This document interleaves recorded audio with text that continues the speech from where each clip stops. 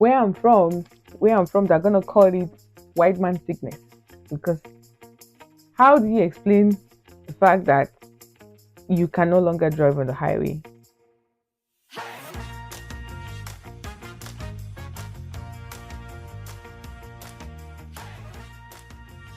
Hi, my name is Nadine Kwanta, and welcome to my channel. If you're seeing my face for the first time, I'm a mom of two, and I'm here to bring you relatable content on motherhood and lifestyle. Today, I'm going to be talking about postpartum anxiety because I first, I have a first class on top of that seat of going through from what I saw, what I've seen, what I'm still seeing, and how I'm still battling postpartum anxiety today. I'm going to be sharing some tips on how I overcame some of the effects of it, and also just to validate the feeling that, oh, this is real. What I'm going through is real. What I'm experiencing is not new, it's not rocket science. Nothing is wrong with me. I am just going through postpartum anxiety. Sometimes you have that, you're going through something, but you don't have the words to exactly explain what's going on. But you know something is going on, something is not right. You're struggling through something, and you do not have the words to communicate. Postpartum anxiety can show itself, it can sneak up on you in different forms, in very different forms. Forms like, for example, you're in the shower, you're constantly worrying if your baby is breathing. Constantly worrying if your baby is breathing. You have to literally go check them, make sure that they're breathing, like the stomach is going in and out, putting their hands, raise your hand up if you put your hands up, or you look at your child's stomach to make sure that they are breathing. That is postpartum anxiety, the constant worrying. You literally sit down and think about the worst scenario. The worst scenario of what something that can happen. Like your child is going down the staircase and your mind literally just tells you they're going to fall, they're going to roll all the way down to the staircase. And it makes you this anxious parent. It makes you very irritable because you're trying to tam all those things, you're trying to prevent all these kind of things. And you feel like, what's wrong with me? Nothing's wrong with you, darling. It's just postpartum anxiety. My very big one, my very my very big one of what I went through is I have not, for the past 3 years, I have not been able to drive on the highway. I will drive my car, but I will go on my Google map or whatever it is and remove all the highways. On a very good day, after I had my baby, I was taking my kids out, and I was like, as soon as the map says um, something like you're going to merge onto I-95, something like that, my heart literally started beating a little faster. It felt like I can hear the sound of my heartbeat in my ears. Like I can hear my heartbeat from inside my body.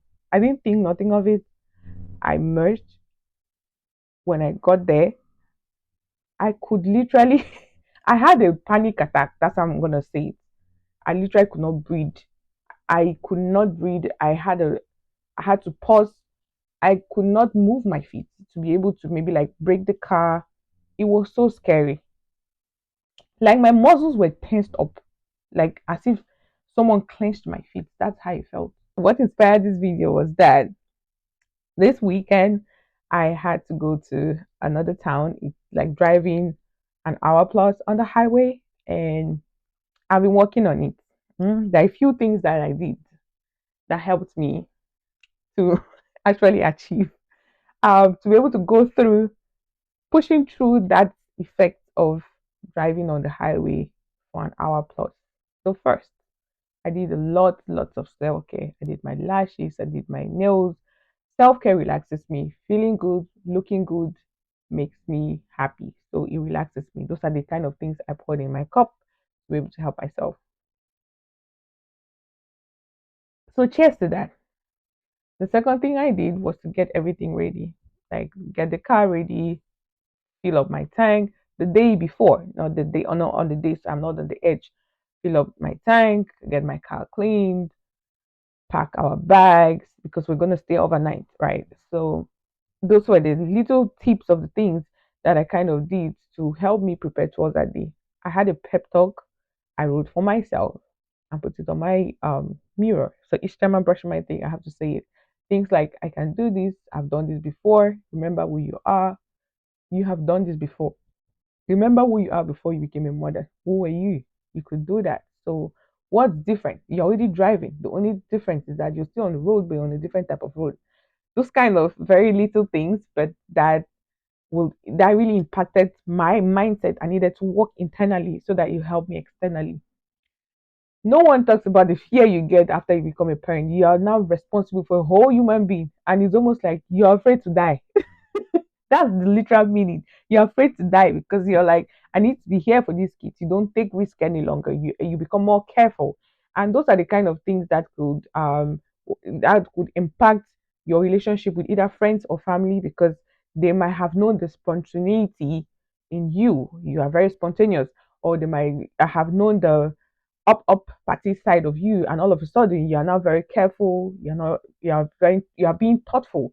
You're asking for time, when it's going to start, when it's going to end. And people don't like change. And yeah, those are the kind of that would be another topic for another day. Those are the kind of changes that you might be experiencing that will affect your relationship. But at the end of the day, let me go back to my trail of thoughts. Those are the few things I tried. I asked questions for my host, like, when will this party start? When am I supposed to get there? So I have ample time to plan myself, to plan my movements on how I'm going to get there, what time I'm going to get there.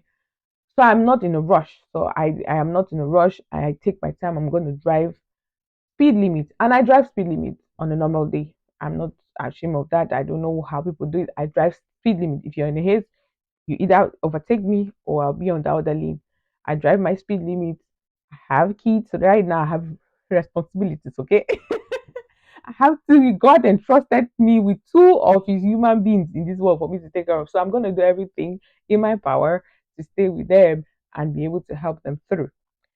So yeah, like the third or fourth thing that I did to help me walk through that process. And yours might not just be your your manifestation of postpartum anxiety might not be in maybe like the one I said of always checking if your child is breathing, or having negative thoughts or thoughts you cannot share, or what's it called, heart palpitation. It might just be that you're not able to relax when the kids are around. You're not able to relax. You're not physically able to say, I can sit down. I remember going to we visited some family friends of ours, and they had to literally tell me to sit down. I didn't notice I've been on my feet the whole day. And watching from outside, she was just like, can you come sit on the couch? And when I sat down, and I tell you, my back was really. But yeah, those kind, in all these things I've said, those are the kind of things that you could see as characteristics that of postpartum anxiety. It's not talked about so much, and that's why I'm talking about it, because it's real, it's valid. I remember seeing a post of a friend of mine talking about this same driving, and I was going through the same thing, but I could not talk about it because I felt like, eh, it sounded it sounded like fear nothing. So like the word is embarrassing actually. You're like, why are you not able to drive? You already drive a car and all that. So when she posted it that she went to get her driver's license, mind you, she had been in Canada for almost 4 years, and she was just getting her driver's license. Her husband has been doing all the driving and stuff. So that really like told me I'm not alone in this thing. Or like, we are plenty. And see, if she didn't talk about it, I'll not be able to share mine. And now I'm here to share with you. So if you have anyone that is going through this, if you have a friend or sister that needs this, send this to them, okay, and make them know that this is valid. So going back to my story, I went, I drove. Well, that morning I had everything, the kids, snacks in the car, so that I make sure that I don't have a reason for me to look backwards, or like I needed to be focused, I needed to be serious, okay? Of course, I started the morning by saying the prayer and committing the journey to God. When we sat down in the car, said the journey to God, I'm still here, I'm committing to you, take me through, okay? And the journey was going fine. I had something else. I had a playlist set out. I selected some very key music that gets me like fired up in the street, and I'm like, that keeps me calm too. Mm-hmm.